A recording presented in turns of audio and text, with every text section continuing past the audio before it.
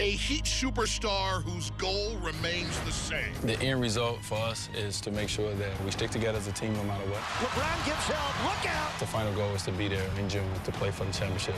Taking his brand worldwide. I'm very happy he come to China. For 9 years, I've been catering to the U.S., but now it's going and being part of the other side of fans of the game. But never forgetting the most important thing in life. My life is bigger than basketball. This message is bigger than the sport. He is a father first.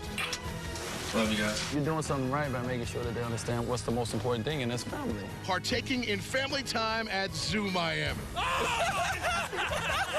You see him snagging? Oh, no! I'm a part of a great team. At home, I'm part of a great family. So no matter what else I'm going through, this is the happiest I've ever been in life. Inside the Heat, Dwyane Wade. I would have never did this if the kids weren't here.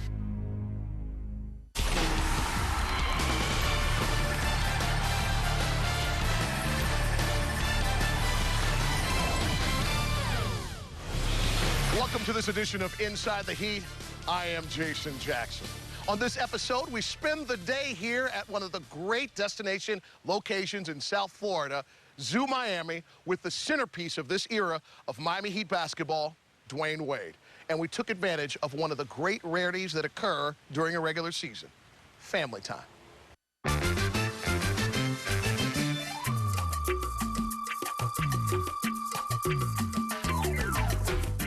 The Jackson 3. Exactly.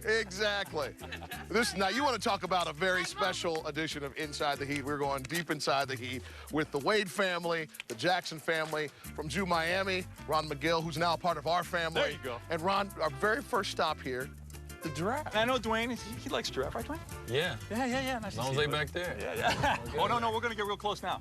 You're going to go feed him. Hey, you guys ready to feed some giraffes? Yeah. All right, let's go on up here. Come on. Oh, they're all fired up. Come on. No eating the carrots, all right? It's for the giraffe. Give it to us, Zion. Come on, Zion. You can do it, buddy. Let's take it right in. Yeah! Ah! You should feel it. I know, I already felt it. He put his whole tongue on me. Buddy. There you go. That look like a two-headed thing. That's my dude. Oh, there you go. Yo, man, tall. Giraffe. Y'all mean. All right, high five. Make him go. There you go. There you go. Oh, there you go. There you go. Come on, you can do it. Yeah! Exactly. There you go. Yeah, well, see, that's ridiculous, okay? You can't touch people while they're having their first giraffe feeding experience unless you're Dwyane Wade, I guess. That's the deal. Come on. Get up close. Get up close.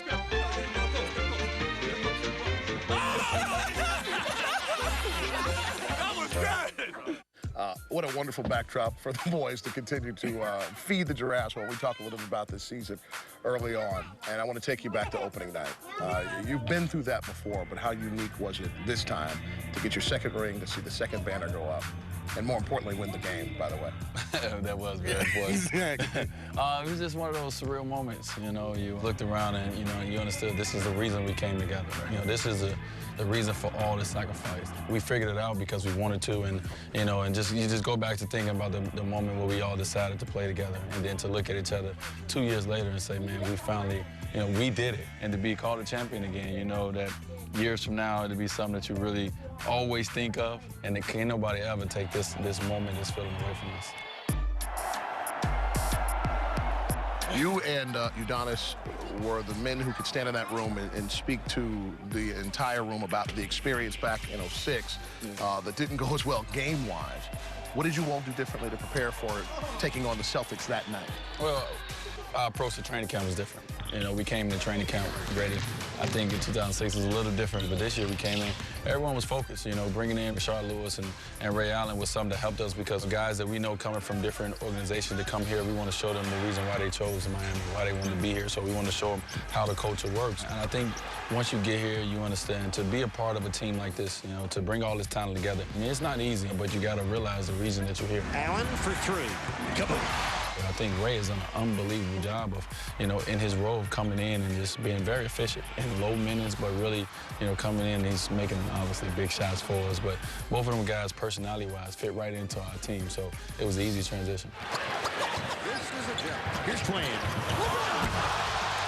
Let's talk about your relationship with Dwyane. What's the best way to describe how you guys have evolved as friends and as teammates? We've always had a great relationship.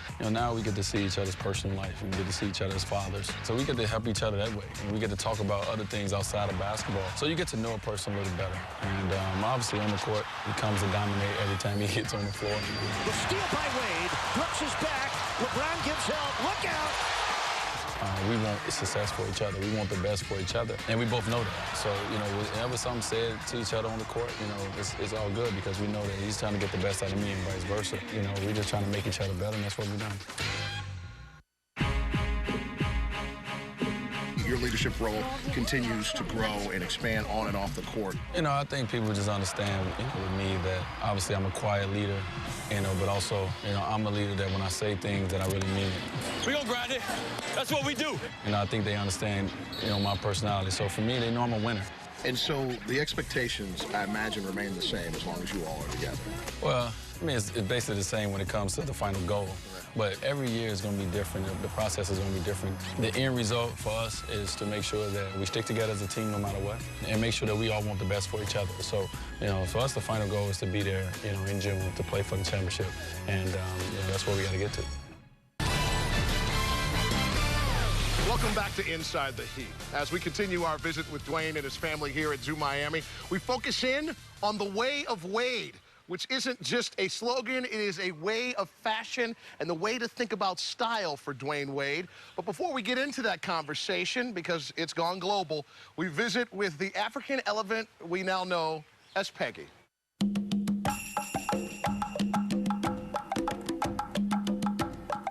Awesome, man. This is some cool stuff. I'm enjoying it. You ready for this?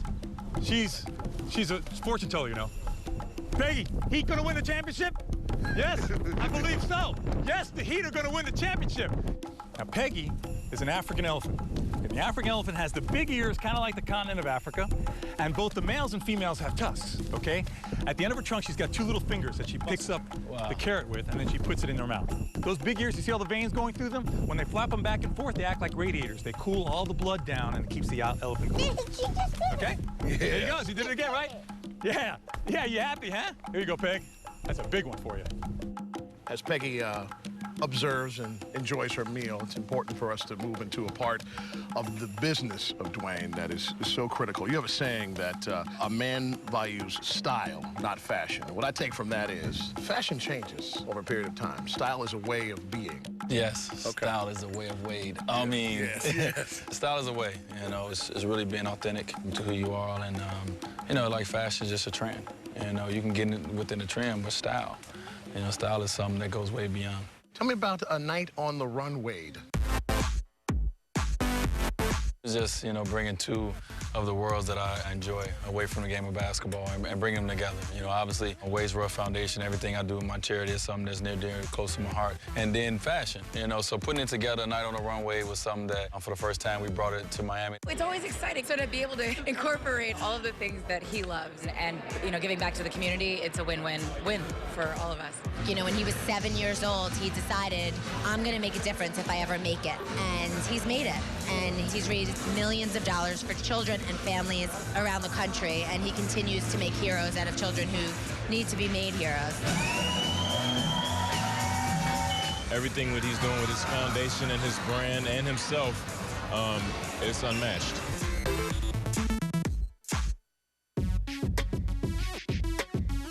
Now we're in the third phase of your sporting goods shoe and apparel, now with Li Ning. How is that experience going so far? Well, it's going great. It's different, and I think it's a great challenge for me right now at this point in my life and career. I think I've grown to the point where I'm able to really be the face of this company and really, be a partner of this company and take this company to another level. So I'm excited, to be able to do different things and be able to have creative control. I'm all about it. I'm all about the way of Wade, and hopefully we can continue not only in China but also in the U.S. continue to bring awareness to this great brand.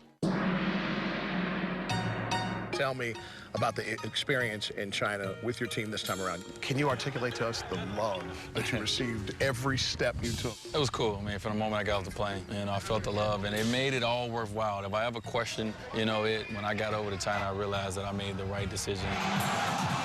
To me, it's not only, you know, for 9 years I've been kind of catering to the U.S., and I will always, but, you know, now it's going and being part of the other culture, the other side of fans of the games. I want both places to feel as important to me as they are. The commercial shoot was in Miami. It was a two-part shoot. Talk to us about the concept and the experience of shooting. The first one we shot was a China concept, and it was just really introducing me to the China fans with the brand. Also showing just my work ethics. Camera and action! I get a workout in and a suit commercial. I mean, best of both worlds. The spine of this commercial is just kind of concentrating and focusing on the dynamism that he brings to every single moment. And then we come in for one with the U.S., and the one we come with the U.S. is going to be answering the question that people ask, why? So I wanted to do two different spots to kind of make sure that, you know, we tell two different stories and so they can understand the way of Wade. While Wade is no stranger to being on camera, Ron introduced us to some apes and a gorilla that had some tricks for the camera. Bubbles, Bubbles, give me a smile. There you go, Bubbles. All right, Sammy, catch one for me, baby. Catch one for me, Sammy. That's what I'm talking about. Hey. Did you? How about on the chest? A little bit on the chest, buddy. That's what I'm talking about, Dave. That's what I was talking about. Oh, did you see that? Did you see that? You ain't see him snag it? Oh. Come on.